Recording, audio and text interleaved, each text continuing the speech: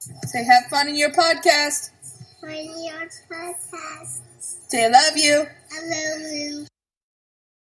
But the cops are being called for, and that they're actually doing what they're there for. You know what I mean? I don't buy this shit about serve and protect anymore.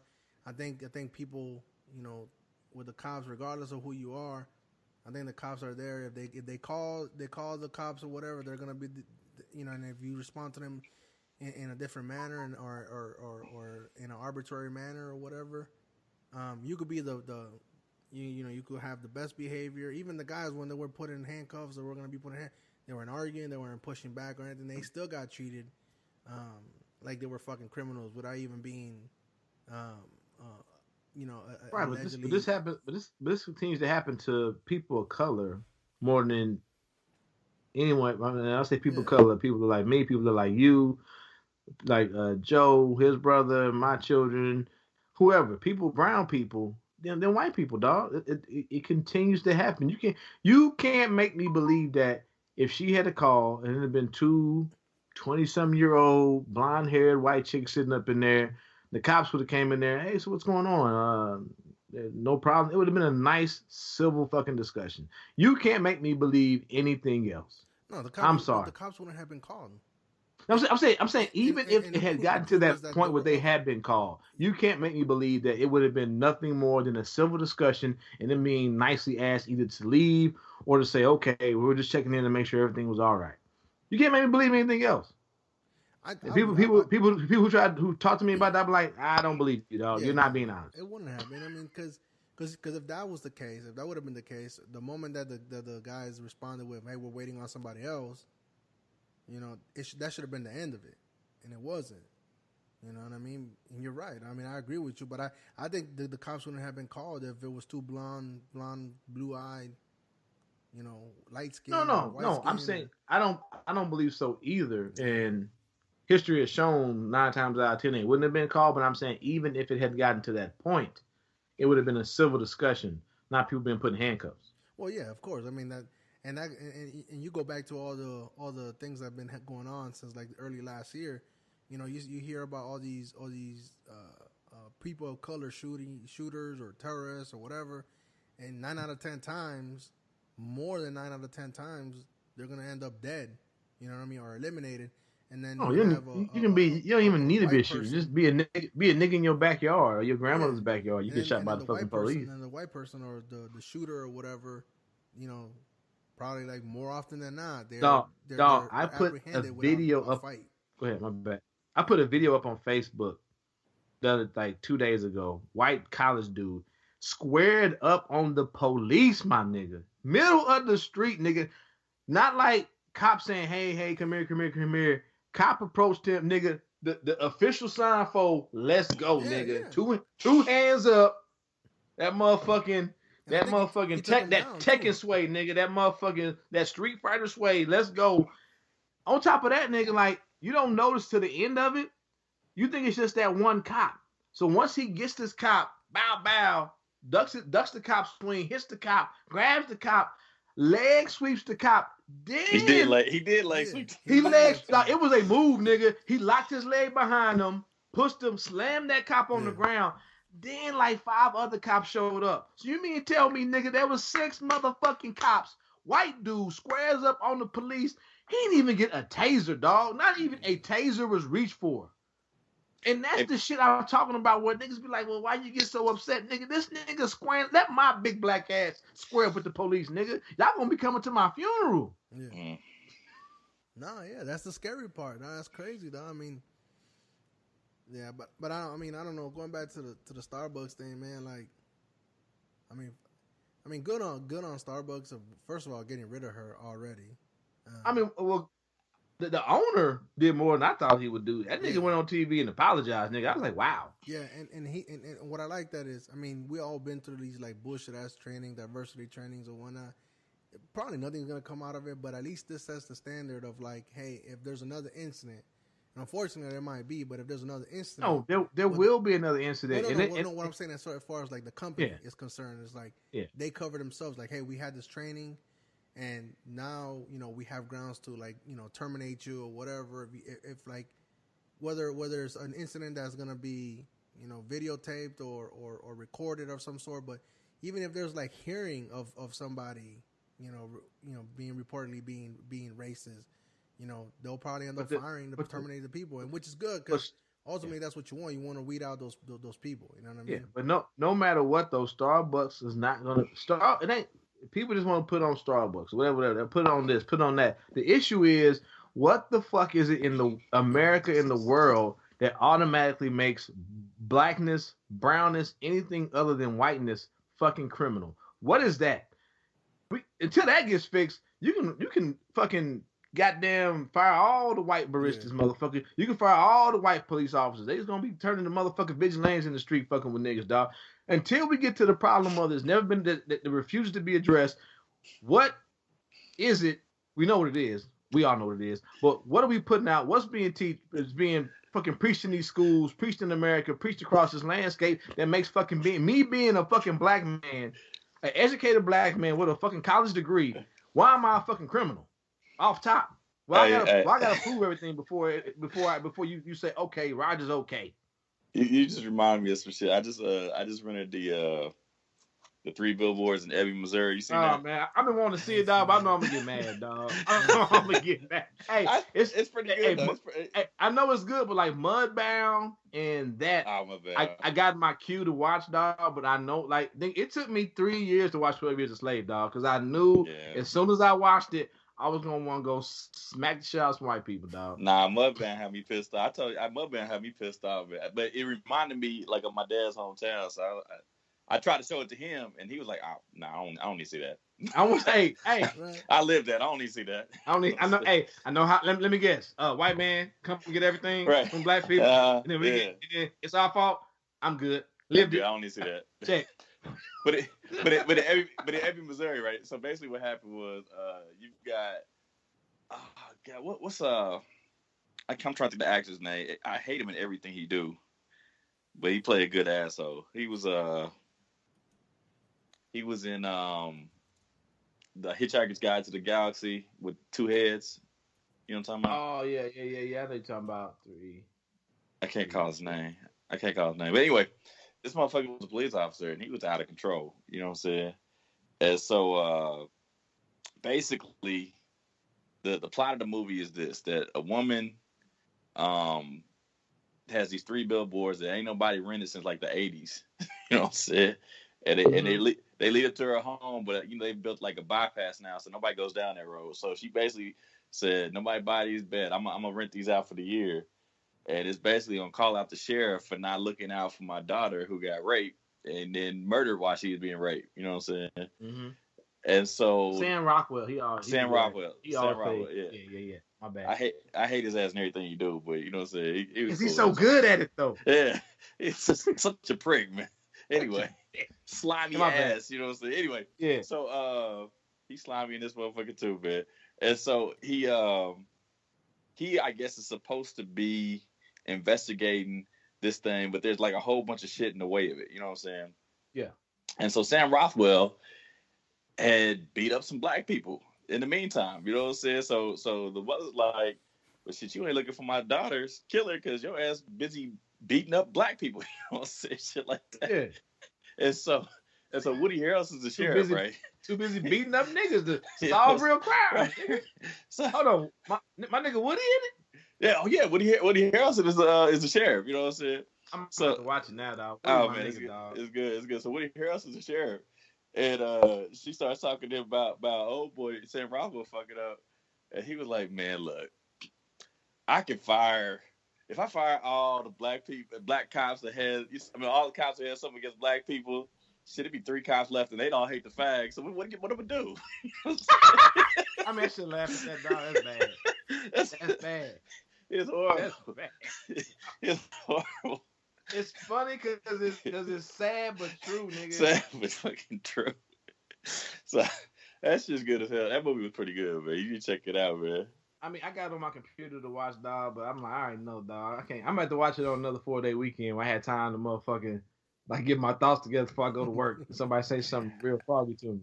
It's I don't think it's really on the racial tip too much. I mean, there's obviously the undertone of racial shit, but it's like It ain't bad as a Mudbound then. no, not near, no, Okay. not Okay. like Okay. that. It's there's a whole bunch of like everybody's wrong and shit. Everybody's right and everybody's wrong. You know what I'm saying? And it's like So is it go ahead, my bad. No, go ahead. What's your question? How about to say, so is it like so on a scale of like burning Mississippi to fucking heat of the night? I mean, where is it on the scale of that as far as racism? Mississippi burns to heat of the night, nigga. It ain't even nothing on it. Like heat of the night was. I'm talking about when the movie was out. With they had the little movie, didn't they? The movie you talking about Sidney Poitier in them? Yeah. I say it's less than that. It's less than that. It's less than that. It's not about racism. Okay. I'm just saying. I just want to know the scale. You know. No. I'd say it wouldn't even be on that scale. It'd be less than that. You know what I'm saying? Racism's a thing, but it's not. It's not the central thing. The central point of the movie. Okay. The central point is like you've got anti-cop feelings. You know what I'm saying? And you got people in a small town who were like, we back the police. You know what I'm saying? And so it's kind of some anti-establishment shit. It's the woman lashes out of the church. She lashes out police station. She's upset because her daughter's been killed. Yeah. She got a real fucked up relationship with her ex-husband. You know what I'm saying? And so I like her too, Frances McDormand. She's yeah. You know, Fargo and all this shit. You know what I'm saying? She was real good. Yeah. So she gets she's angry, but then sometimes she let that anger take the best of her. You know what I'm saying? To the point where, you know, you feel for her because her child died. But then you look at it and the sheriff got some problems. You know what I'm saying? And she out here slandering him basically, but she ain't taking a look at this is what he got to say about it. You know what I'm saying? Right. And so it's all kind of shit. So it's more so. It's not really about racism. Racism is a thing, but it's not about racism. You know what I'm saying? Okay. So okay. You know what I mean? So I check it out. I enjoyed it thoroughly. You know what I mean? So. Yeah. But that goes at that point on that makes you think of it. Just the whole thing of what makes brown people fucking criminals by default. I mean, until we fix that, them niggas can close fucking Starbucks for the rest of the fucking year. And when they open back up at the motherfucking January 1st, it's still gonna be these niggas came in here. Niggas don't drink Starbucks coffee. They must be waiting to rob us or some shit. I don't know, dog. But like I said, man, hey, like I keep telling people, man, just go to Quick Trip, dog. Police there all the time. You ain't gotta call them. They always sitting there. No matter what time it could be 3 a.m. There's a cop car at police at Quick Trip. Yeah. And the coffee is $1.50 cheaper. I was about to say there was a Dunkin' meme or something on there. It said it said the coffee's not as good, but we ain't racist either. Ain't racist either, nigga. You know I like Dunkin' Donuts coffee though. I'm not gonna lie, man. That's straight. I don't fuck with coffee no way, so you know what I mean. Yeah, but I mean, you don't drink coffee? I'm a tea guy, bro. Yeah, give me some Earl Grey. Give me some you know, chai or something like that, you know. Ooh, nigga. Yeah, nigga. That's my British sensibilities. British sensibility, governor. Hey, governor. all right. What you about to say, Frank? That was the movie review corner with Joe Jefferson and Tea Time. There you go. I'm definitely have to watch that thing because I was like, man, it's about to be because 12 Years a Slave had me like I'm about to punch somebody in the face right now. Especially my boy Fassbender, dog. He was that nigga played such a good racist, dog. God damn, dude, nigga, he was man. I like, say, is this nigga acting? Or does he really hate he better not get caught out on the street, nigga. He fucking get slept on sight, nigga. That shit came too natural, bro. That nigga had some feelings repressed in there, man. He had to let them out. My nigga Fassbender is really taking hold of this part, nigga. Shit. I mean, that's another motherfucking movie, man. When they had old boy hanging from the tree by his tippy toes for like hours. Nigga, I swear that's the same tree. It's my dad's property down in Texas. They got the same fucking tree. I was like, damn, they shut that on our property? What the fuck? What's really going on? Say what's up? Don't ask questions. Don't worry about that. Don't ask questions. Don't ask questions. And they out here getting, I don't know, man. Yeah, that shit had motherfucker enraged. Like this nigga Fassbender, man. He racist for real. Hey, I was just like, whoa, nigga. This nigga really. Hold on, pimp. You doing some real good acting. Mm-hmm. Hold on. Oh shit. Well, shit. Damn. See if I hear about this story. I hear about the where was this at? Somewhere down south. The old woman who put her hands on the pregnant soldier. Let's see. Some 70-year-old white lady now Georgia, who along with her son launched an attack on Saturday that many described as both racist and homophobic, has been charged. There's a video showing her assaulting 2 black women soldiers in a restaurant that went viral. And it's so... And once again, though, the underlying theme is what is it like? Because especially in this day and age, they respect the flag, respect the soldiers. It's all about the soldiers. We care about the soldiers. And a lot of soldiers, especially a lot of soldiers look like me, know it's a certain type of soldier that they think of when they say that shit. They don't think about that soldier whose name is Shaniqua, who happens to be a captain in the United States Army. They ain't thinking about her when they say respect the soldiers and shit like that. I'm talking about Captain America, but not the first one. Not the first one. Not that nigga. No. That's not what I said. That's not what I said. So yeah, man. But it's funny though, right? And whoever wrote this headline tried to be cute with it. Thug Granny, who went berserk on 2 black soldiers, gets charged with battery. Why just call her a fucking racist? Why you gotta be cute with this thug shit? It's crazy. I don't know. What did I say, Frank? Like, because I think that we're using that word too much right now, racism, though. Like, it's losing almost its effect, bro. You know? Well, it never had a strong effect anyway, to be honest with you. Some people it has. Who? You call somebody racist, they go, I'm not racist. Yeah. What I said may have been insensitive. Yeah. I'm not a racist. But yeah, though, I guess, yeah, because I saw this shit on Instagram, too, like, yo, this lady really did put her hands on the captain, though. On 2? No, not the captain, the girl that was with the captain. The lady that was pregnant. So switch that. So the only reason why this old white woman's house probably been burnt to the ground because she old and white. Let that be an old black man putting his hands on 2 white female soldiers, one who's pregnant, my nigga. He might not have made it up out that restaurant. And I guess, I think we use racist because people are getting better at calling shit racist. It used to be niggas used to tiptoe around shit and like, I don't want to say that. I think niggas are getting tired, and they just said, nah, motherfucker, I'm called spade a spade, dog. That shit's racist. Yeah. I think people are getting tired of being called on their shit. I think that's a thing. People in society are getting tired of being called on their racist bullshit. But is everything that's called racist? No. But on the same hand, people that let shit slide don't necessarily mean it ain't racist. So it goes hand in hand. I'm looking at this video and it's like, oh yeah, nigga. And guess what it was? It was all over a parking space, dog. Yeah. That's where it started at. I guess they pulled into a parking space that her son said he was waiting on. So he got out and called them black bitches and all this other kind of crazy shit. Dog. Like, called them lesbians. Like, what the fuck? Called them lesbians. Oh, yeah, dog. Just like, wait a minute. Don't take it in. Respect the flag, soldiers.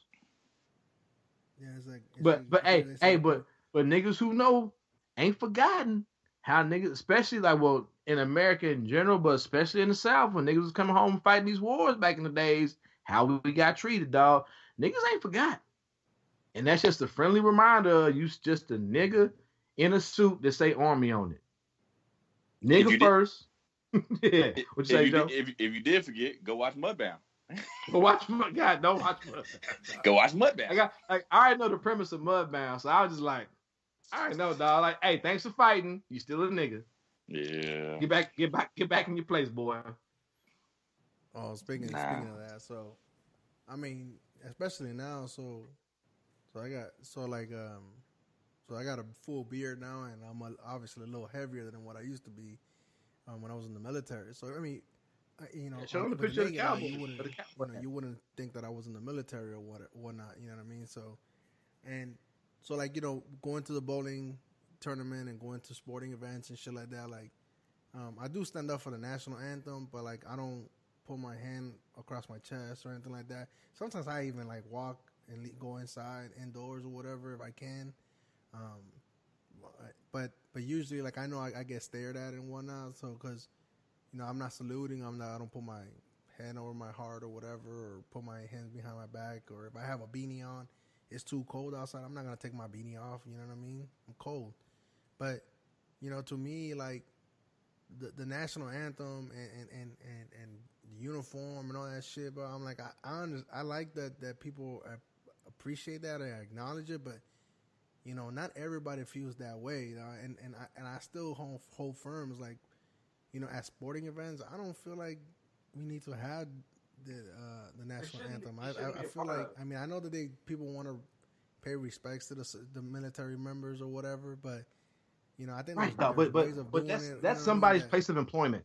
Nobody comes to my job when we have huddle and says everyone remove your fucking scrub caps and somebody comes out and sings the national anthem, dog.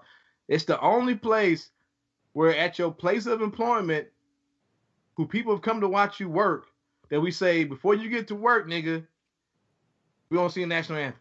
Nah, I do that at my job too, though.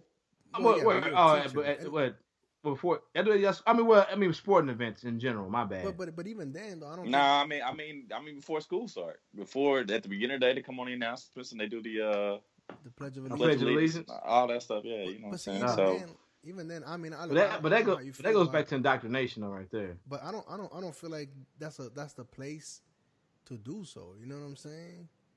Like okay, so maybe a sporting event I can't see it because we play the Canadian when we go to the soccer games. They play the Canadian anthem, and everybody around me they're looking at each other like, what the fuck are we supposed to do? Do the same shit you do with the national anthem? Yeah, but they don't do that. They don't. But I don't think it needs to be a part of a sporting event, dog. It's just and with this bowling tournament that I went to, yeah, we're well, not we, but they are certified through or recognized through the USBC, which is just the U.S. Bowling Congress. I mean, it's not nothing associated with federal government, nothing like that. I still don't think that we should, they were playing the national anthem. I'm like, what the fuck are we playing the national anthem for, dog? You know what I mean? There's no need, there's no purpose. Not at the bowling, nigga. Oh, sure. Yeah, I'm like, there's no fucking purpose to this, dog.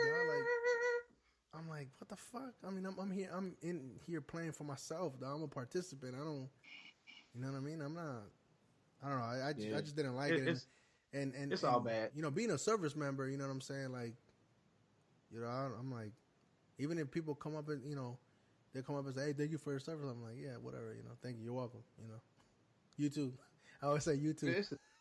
It's a job. It's a job, and I want to tell people like I've saved more people in my civilian job than I have in my military job. But of course it's the one I get thanked for a lot more. Me putting a pacemaker in somebody's heart, or me putting a defibrillator in somebody's chest, or a system with that, or me fucking monitoring and doing our complex ablations, making sure your ass doesn't go into some fucking lethal VT. Right. I've saved more people in my civilian job than I have as a fucking service member.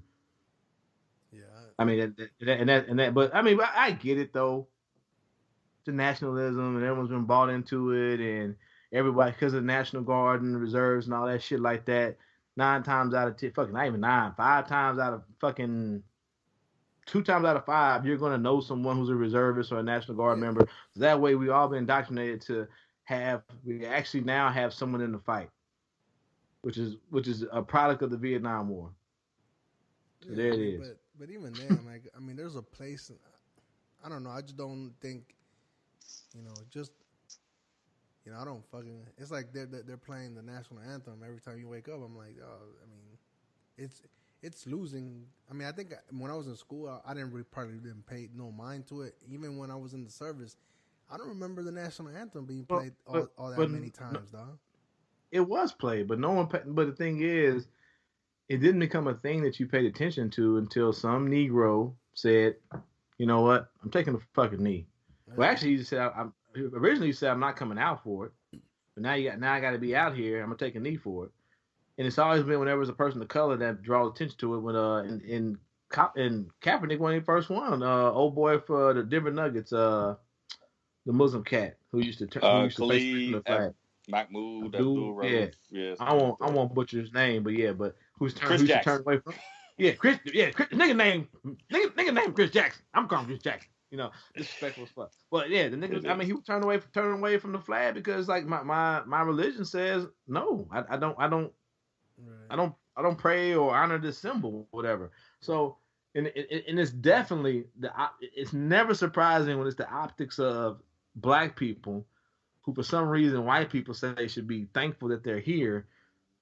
Never mind the history and the treatment that we receive while we're here. Should be grateful and get down on their knees and pray and be humble to this flag. You know what I'm saying? Once again, it's niggas getting out of line. We got to get them back in line. You go back to Mahmoud Abdul-Rauf. I think is his name. But you go further back than that. 1968 Olympics. Well, yeah. Tommy Smith, John Carlos. You know what I'm saying? Black fist raised. You know what I'm saying? They snatched them men's medals. Yep. And never forget what's your boy's name? The commentator who still who called them like thugs, and if he ever saw them, he would punch them or some shit. Not Brent, not Musburger, whatever the fuck. I forget which one it was. One of them famous dudes was talking like hell of shit, dog. And it's like, but with no appreciation to how niggas feel. And you talking about the 60s when this shit happened, dog. So niggas was still we getting hemmed up now. Niggas was definitely getting hemmed up then, dog. And it's like, oh, I dare you not be appreciative. You should be thankful you over there. Like, nah, nigga. Y'all getting something out of this too. This first place medal, nigga. So let's not pretend we all benefiting from this, my nigga. Everybody was happy when I won this race, but now all of a sudden I ain't shit because I'm making y'all. I'm drawing attention to this blackness. Kiss my ass. Keep all the medals, nigga. Mm-hmm. And you know what? Hey, go back to that comment, Jeff. Not Joe. My bad. You know what? I do the same thing that Maury does. I put you guys, I merge you two together. She calls y'all. I told y'all that she calls y'all James Joe, nigga. I'd be like, James what? Joe. I do the same thing. The college nickname was Joe Jeff. Joe Jeff. So Jeff is, I get it. Joe Jeff. Yeah, I love you both too. You guys are transformers for me. Anyway, so. But no, hey, I didn't know that there was a Mexican American that was right next to the old boy that was doing the black fist. Raised the fist or whatnot? No, it was two Tommy Smith and John Carlos. John Carlos actually came to our school this year. Yeah, but I think he was like Mexican American or some shit like that, wasn't he? Like he was like half. They're both African American to what I know. If they have some other heritage, it was in Mexico. It was in Mexico City. They won first and third. The silver medalist was a Australian, and he was protesting also. Yeah. He was talking about the treatment of Aborigines over in Australia. So he had like a pin on. And they be fucking them up too. God damn, my man. Hold on. They try to breed them out of existence, nigga. Out of existence, my nigga. Like when you can't marry another Aborigine, bro. You gotta get you with a white man so we can get rid of y'all for the duration, nigga.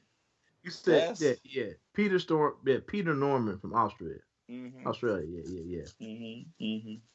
Shit, that goes reminds me about the show. I gotta find out what. Hey, hold on. Did you think because this nigga's name was Carlos, he was Mexican? No, I thought I heard somewhere that he was. That's what it is. Like, that's John That's what it is. No, that's what it is. Like I think 30 for 30 did a special on that, and they talked about. I think he was from LA or some shit like that. So they were. Yeah, I think they went to the same car. I think they both went to UCLA. I think. Yeah. Not UCLA, USC. I want to say USC. But Yeah. everybody He made knows home about, that day. old boy that raises the fist, but they were, I think the 30 for 30 was just shining light to the second and third place. Like the guy with the Aborigines, he was doing his own protest at the same time. And like, I guess all three of them actually talked about it, how they were going to. Yeah. Like, No, that was planned. That was coordinated. Because they had one pair of gloves. So Tommy Smith might have had the right glove on. John Carlos had the left glove on. You know what I'm saying? So if you go, they came out there, no shoes on, like hollow ground. Now, like I said, Norman? He didn't come out there and raise the fist or anything. Yeah. I mean, he had a different set of issues he was dealing with. But he definitely came out there and coordinated having the pin on to represent the Aborigines. You know what I'm saying? So that was definitely coordinated. You know what I'm saying? Go back and maybe I was. Oh, wait a minute. Frank may have been. Hold on. His parents were Cuban. It's Cuban. Yeah.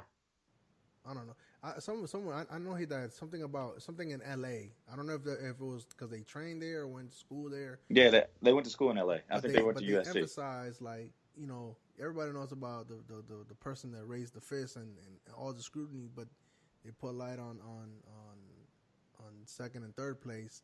And I think they just talked about, like, I don't know if he was like half Hispanic or whatever, or full Hispanic or Mexican. His parents were Cuban. I just said a pimp. Yeah.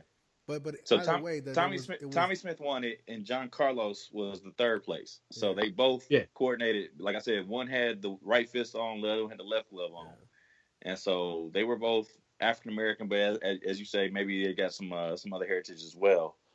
But it was in Mexico City, 1968. Damn. I didn't know all this stuff. He originally advocated the boycott of the Olympics unless four conditions were met: withdrawal of South Africa and Rhodesia. Damn it, I'm about Rhodesia. I'm about to say something else.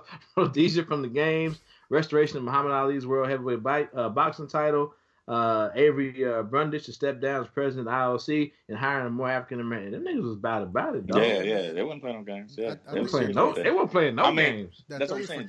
John Carlos is still going around the country, speaking on these topics. So he came here, and I think it was definitely a strong correlation between the Kaepernick situation and his situation. So, he's associated very closely with some people we had that are alumni of the school. You know what I'm saying? So he came in and we had a discussion on that. You know what I'm saying? So so this is nothing new. This is nothing new. Did you know he was drafted in 1970? Who was? John Carlos. Was he? Following his track career, Carlos was 15th round of selection in the 1970 NFL draft, tried professional football, but a knee injury curtailed his tryout with the Philadelphia Eagles. Damn, I ain't know that for real. I took drafted in a different way. My bad. Damn. I guess 1960, nigga. Yeah. You run real fast, nigga. Hey, look at this, bro. Breaking news, dog. But hey, here's a different topic, though. Here's a different topic. Pedestrians in Toronto, though. Just now. So what? I was gonna say that. So the 68, that happened in 68. That was the year of the King riots, and we had some things commemorating. Have y'all seen that? They had PBS had something to talk about the King riots in Kansas City. I didn't see that yet.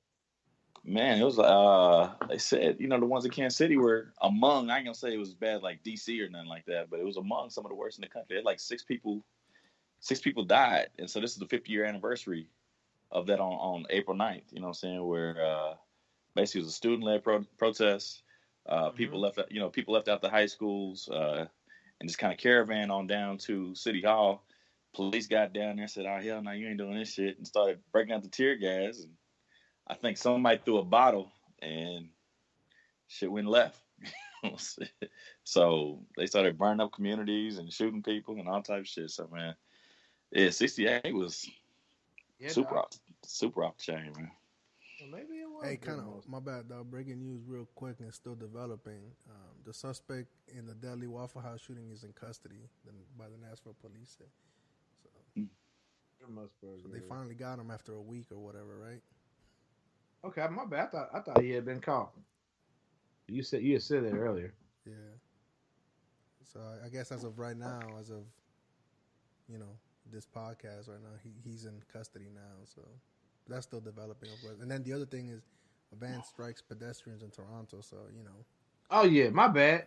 You said that, but my bad. Because, yeah, it was Brent Musburger that said this shit. Apologize for calling John Carlos and Tommy Smith black skinned stormtroopers.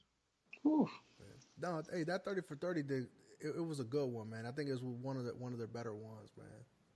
So, and it shed out a lot of light on it. It's like because that picture is real symbolic, and everybody recognizes it, whether you know their names or not. But you recognize and you kind of know what the tone of that time, what it was. But for me, what was like I didn't realize that the Norman or whatever. I didn't know that he was actually protesting something too about inequalities, and then also. What really surprised me was that there was a Hispanic Afro Latino in there. You know what I mean? And as you always remember, it's like you go back and think it's like, hey man, this shit is real. Winston, you touched up on it before. It's like this has inequalities have been around for people of color or minorities forever. It's no surprise to within the community. But outside the community, people are shocked and shit. So, even 68. You know what I mean?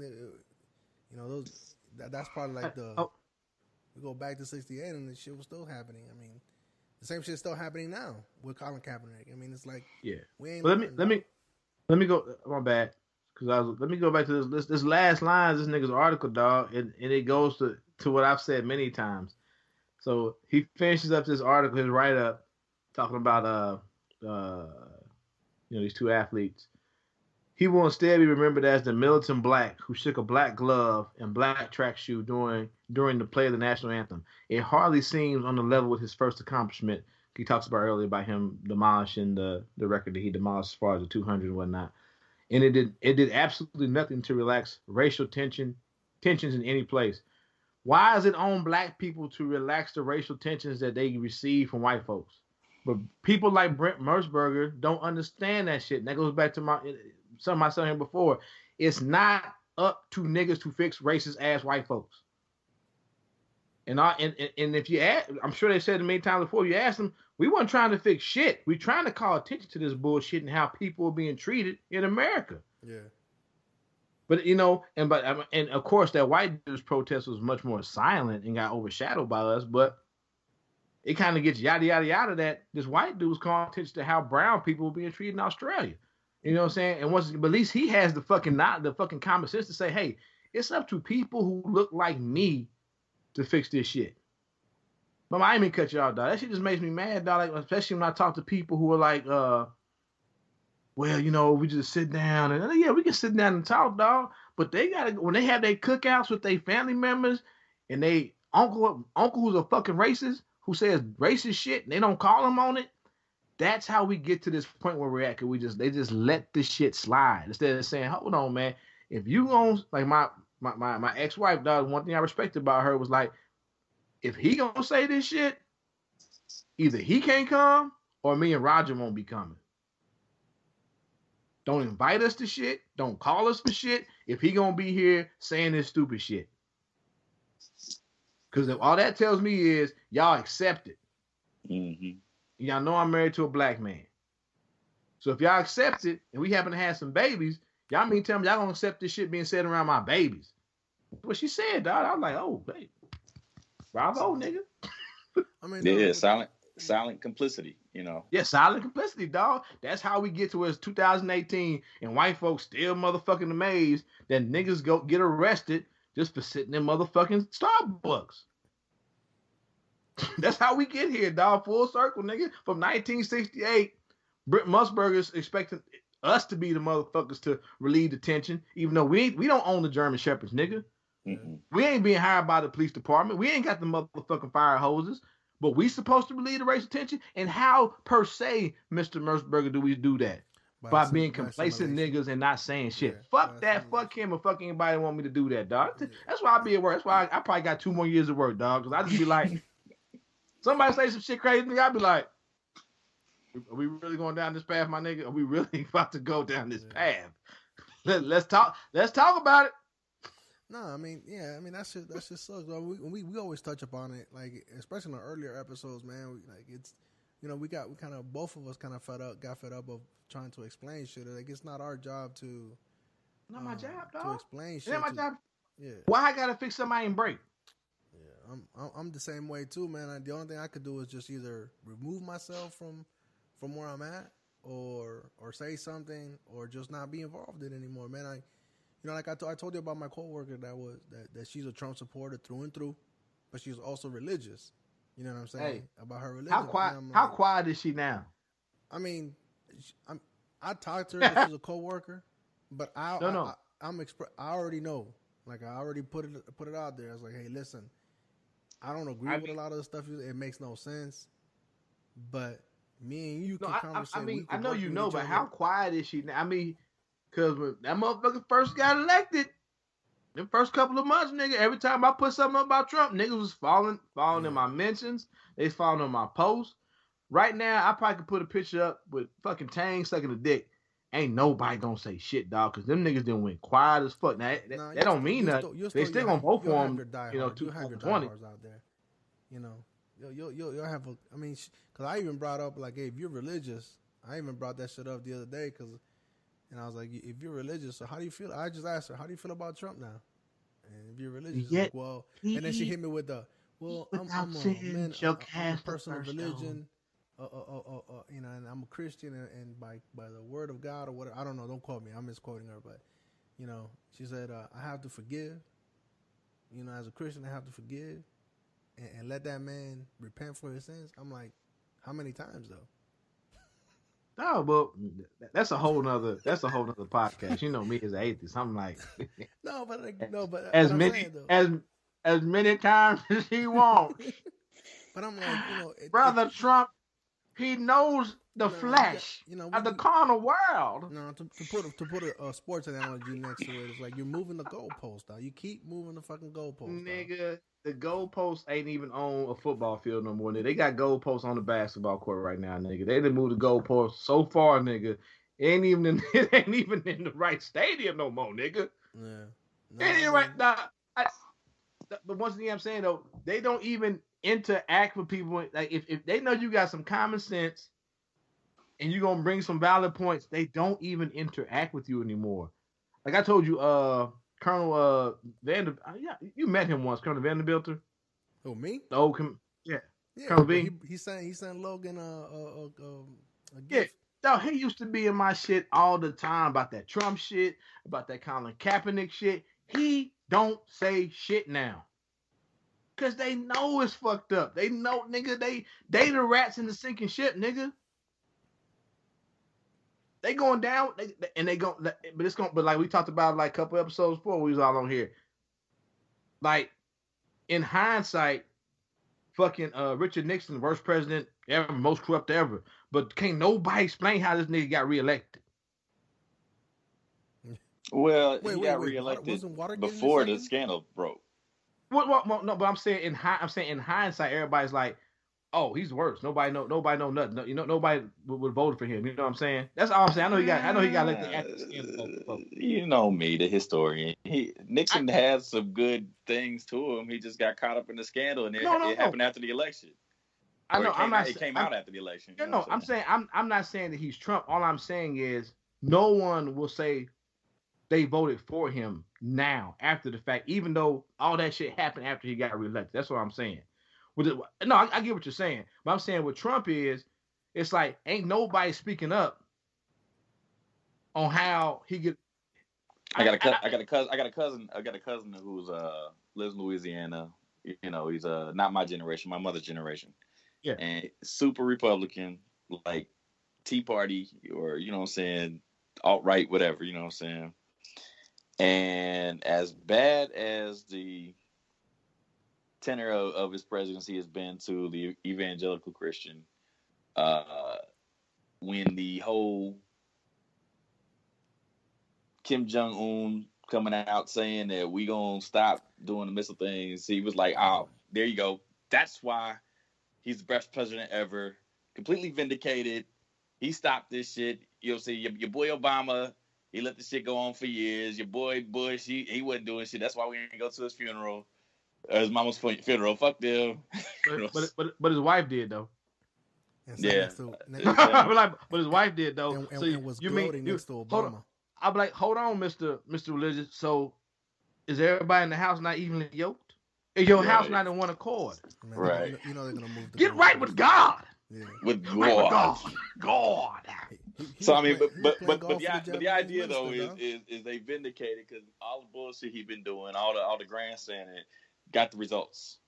So I mean, but it's still been yet to be proven. But did he though? Because now we with Russia, and you still got China. Like, hold on, man, y'all fucking with the currency. Yeah, nigga, we ain't out the clear. North Korea was just gonna be the jump off of Russia and China to fucking throw a haymaker on our ass while we stuck on a peninsula somewhere. Right. Yeah, and he could say all he wants to, though. They ain't gonna stop shit. They ain't gonna stop shit. That's just for publicity now, for optics now. Yeah, and the same way George Bush stopped Saddam Hussein, we still motherfucking Iraq. Yeah, and then supposedly in Iran, you know, we stopped them from advancing the nuclear options and whatnot, or building nuclear power plants. Yeah. And I like how yada yada yada. Yeah. Hey guys, phone about to die. I'm gonna go ahead and get off though. All right, pimp. All right, y'all. Gotta take it easy. All right, man. All right. Joe just had to leave. His phone dying. I guess he on a phone charger. Yeah. White people won't let black people on phone charger. Nah, but we about 2 hours though, so we need to be getting it to the end. I gotta go out and do my little workout real quick. Probably pick these kids up. Yeah, speaking of which, I need to get back on a workout plan, a regimen or some sort. Yeah, dog. I bought these motherfucking this jump rope system, dog. I bought this jump rope system, dog. These cross ropes or whatever. If you can get online and find, if you go to the website, they try to sell you this their new set, these infinity rope set, and they're like, for some reason they're $50 more, even though it's the same technology. I don't know what's going on. It's $50 more for the same set that I got. So basically, you get 4 different ropes, quick interchangeable handles. The ropes are like a fourth a pound, half a pound, 1 pound, 2 pound jump ropes, and then they have like this little introductory 30-day challenge. So you got that. They got little different workouts, but then they also have like a real good. Before I even got there, that's what made me buy the ropes. I guess I was on their online community doing some of their different workouts. They have a real good online community for our different workouts. They have they even have a little cross ropes if you want to download the app. So the app is like these different workouts and it's basically like, you know, like time workouts, and everything is color coded as far as what you use for doing that workout, because the ropes are different colors. So yellow, orange, blue, and black. So just kind of like when you first look at it, you're gonna be like, okay, what's all these different colors and why does one say agility and one says fury? Because those are the different names of the ropes and different colors for them also. So I mean, it's a real nice system, and so far so good. Yeah, I mean, I need to get back into it because just do something now, because I mean, I was worn out by Saturday. I mean, by Sunday when I got home, I went straight, you know, washed up a little bit and then just got in bed. And Jim's like, "Are you all right?" I was like, "I'm just tired. I'm worn out." Nigga, get up. Yeah, you gotta stay around, bro. For real. It's like me. Yeah, I mean, I'm still gonna be drinking. That's what it is, bro. But like, I mean, even looking at the camera now, my face is a little thinner. I mean, I lost a little bit of weight. I mean, and it's just like to Wisconsin for 3 weeks though. So, well, I mean, I've been back though. Yeah, but I mean, but even up there, you can get fat though. You know, you get junk food and all kind of shit. It's just like, nah. And even like I came back, it's like I got a lot of, like, there's a couple of guys in my job who used to be, you know, collegiate football players and shit at different levels, and we were just talking, like, you know, and they put on a lot of weight. And like one guy, I call him my work twin, cool guy named Lucas. He's lost like motherfucking 30 pounds, bro. Like in the last 2 months or so, he's been on, like, it's not the keto diet. He's been Weight Watchers, point systems. He's really been adhering to it. cut a lot of carbs and starches and sugars out. I mean, not all out, but like cut a lot out. Every day at work, we got we work at there's 10 flights. So every day, like twice a day, he'll go run the stairs or walk the stairs. When we have downtime on our cases. I mean, it's just, something I've always said to our soldiers too. We got 20-year-old kids that can't pass the motherfucker. I've never seen so many motherfuckers under 30 that can't pass a PT test, my nigga. What is happening? I don't know. And like, we hear those reports where they say the generals say that, half of America couldn't even fulfill the ranks. On a basic level, dog, we are in a medical unit, bro. We're not fucking super soldiers. We're not a line unit. We could be put in with a line unit, you know what I'm saying, somewhere, whatever. But we're not a line. We're not doing nothing special, nigga. All they want us to do is fucking, at minimum, 50 push-ups, 60 to 70 sit-ups, and some of them got to run under 16, but for the most part, 16 to 17 minutes to 2 mile, nigga. And we got niggas that can't do that, bro. And they all under the age of 30. Damn. All under the age of 30, bro. We got cats that just came from basic training. 2 of them just failed the PT test. Yeah. Just came from basic training, nigga.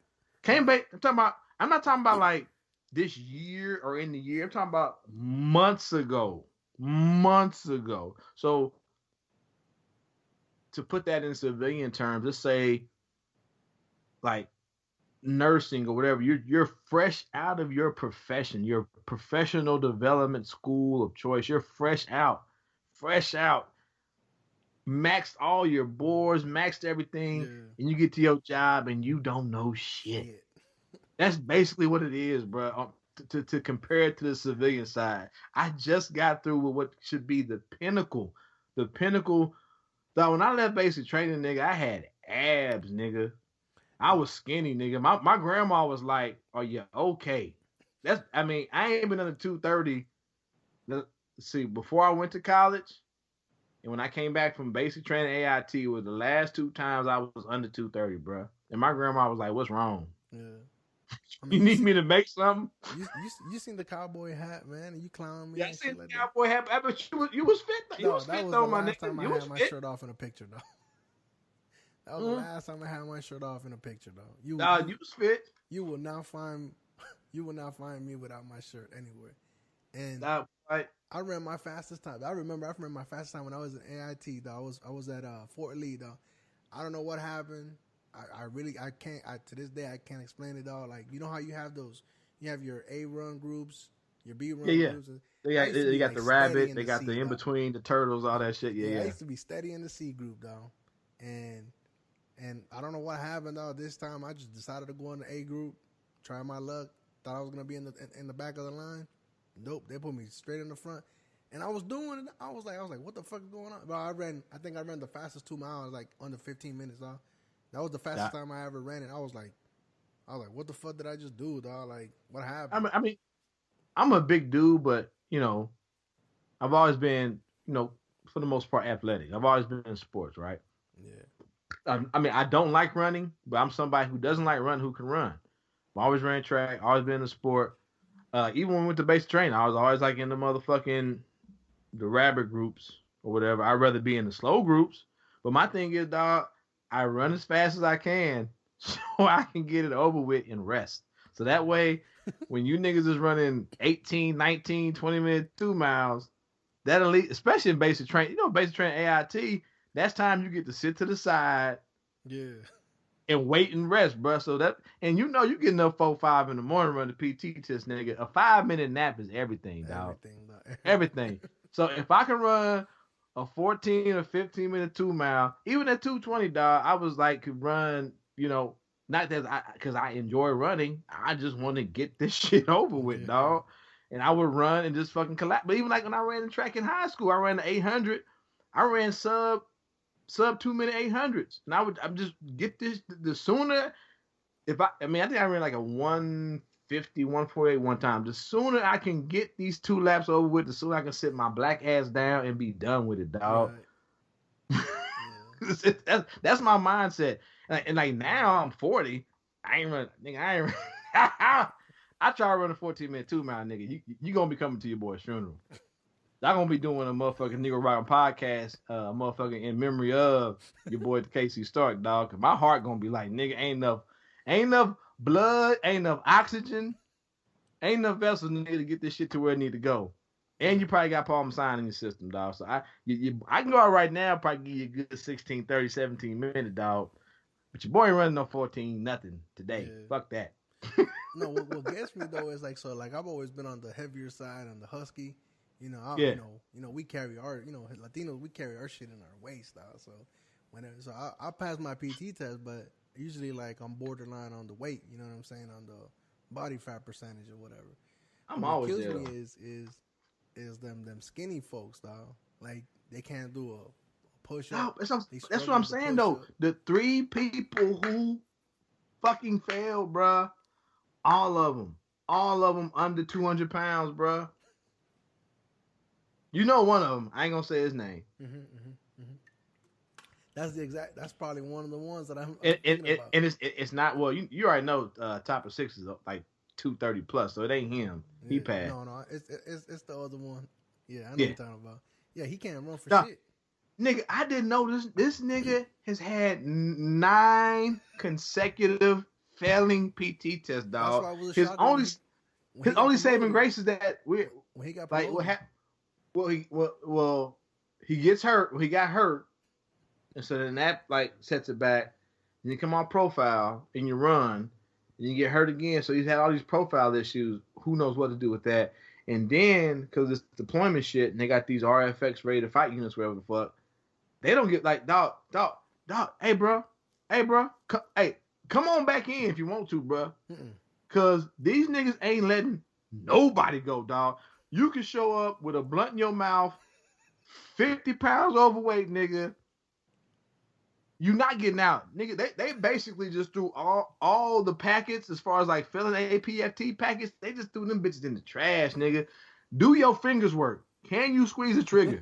That's what we gonna need in the upcoming years, dog. Yeah. Hey, nigga, hey, like, cause we hadn't spoken. But when I was going to Wisconsin, bro, hey, dog, the Navy, dog, they got rid of like, I forgot how many this fucking PT failure package, dog. They basically said we hitting the reset button. Everybody got 2 to 3 months to get right. We starting at ground zero, bro. Right. You talking about niggas who ain't passed PT tests in like 2-3 years, bro. But the thing is, like, it's like, okay, we need the numbers, but we get out here in the firefight and shit kick off. You gotta run, and when you run the PT test, all you got on is shorts and a t-shirt, nigga. When you're running in battle, nigga, you got your fucking plates on. That shit's like 40-50 pounds, nigga. You got your mask. You might have your motherfucking backpack on, nigga. That's another 40 pounds. So you got all this shit on. You gonna die. You gonna die, dog. That's just gonna happen. Yeah, I'm like you can't run. You can't pass the PT test, and all you got on is shorts and a t-shirt, nigga. Literally, shorts and a t-shirt. Yeah. But you gonna go to war and get in a situation where you gotta run, and you gonna have 100 extra pounds of shit on. Yeah. Okay, dog. Like they say though, I ain't gotta be the fastest nigga. I just gotta be faster than the slowest nigga. You know what I'm saying? Yeah. I mean, that shit always tripped me out. Though. Like, I mean, I guess my struggle was always to get the running, but even then, I did it. You know, I wasn't like I was like on the back end of on the higher end of I wasn't getting a PT badge. Let's just put it that way in the run. No, I'm not getting no PT badge, dog. I said I had a battle buddy, man. This nigga ran cross country. He did 2 miles, dog. I think he was like, he in Wayne State, but he was from Seattle. He was telling stories, had pictures and shit, dog. Yeah, man, this nigga was running like 11-something, 10-something minute 2 miles, dog. Nigga, what? Yeah, I'm like, that's ridiculous, dog. I'm like, that nigga, hey, dog. He was lapping people in the 2 mile, dog. He was lapping people, bro. That's crazy. Do you understand that? Yeah. I know. Lapping people in a 2-mile run. No, that's so discouraging, especially if you're doing it on a round track. That's Dog. so That's so discouraging, disrespectful, nigga. That's so disrespectful, dog. No, and I hate that shit. I used to hate that shit when we ran in the track, dog. I was like, come on, dog. We got to do this shit 8 times. Why can't we just go down one way and then up the other way? You know what I'm saying? Because you would have people that would, I know I'm going to get lapped down. Every time I see him, I'm like, God damn, dog. I'm like getting discouraged and shit. Trying to moderate myself and shit. So I used to say it to him, dog. Like, you disrespectful as fuck. He's a white dude, too. What do you mean? I like, you lapping niggas in the 2 miles? Disrespectful as shit, dog. He's like, hello, how you doing? Yep. What lap are you on? Still my third. This is my 6-1. What? What's how? How did this happen? How you lapping niggas in the first mile? But yeah, no. Hey, but no, like, fuck going back in, though, man. I'm good, though. I said I got a year and some change left. They offering these bullshit bonuses. They finally get your boy SSD too.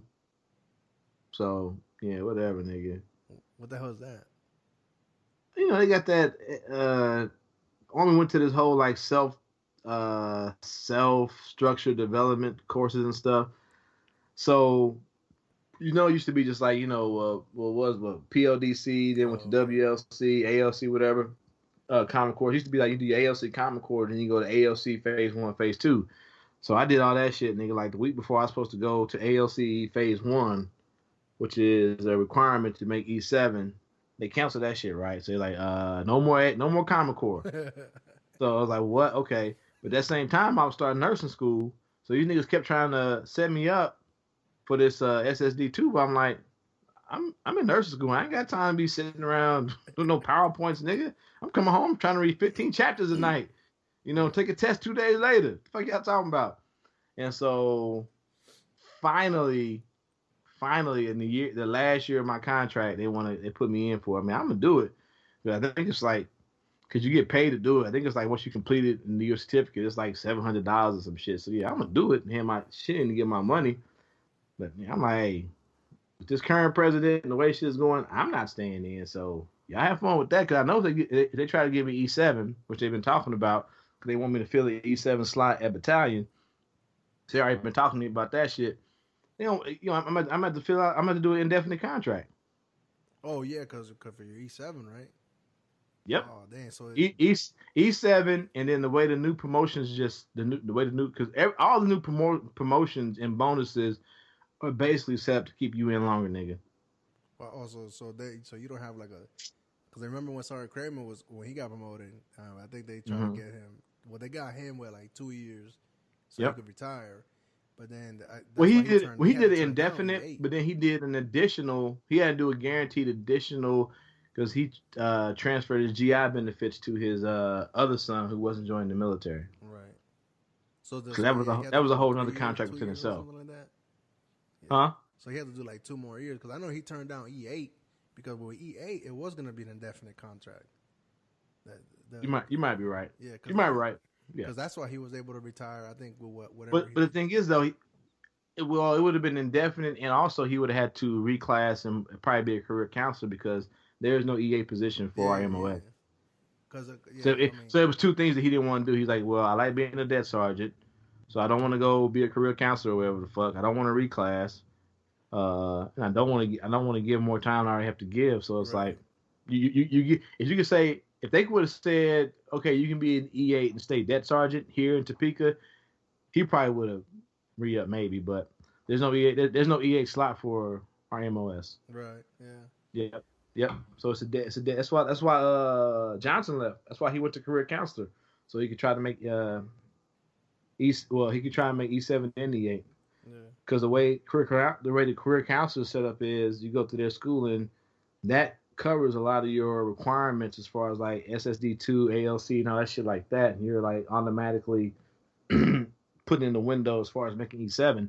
And then now where he's sitting at, I believe, is an E8 slot already. Oh shit, that's good. Yep. Yeah, I'm glad you know all this, because all that shit went out the like I said, because I'm in because right now the only E7 slot, really the only E7 slots as far as X-rays are all detachment sergeant slots, which are AGR. And I'm not about to go back AGR. I like my job. And so then, so remember that they got rid of that position, so they got one back. We got one back now. We have an AGR slot now.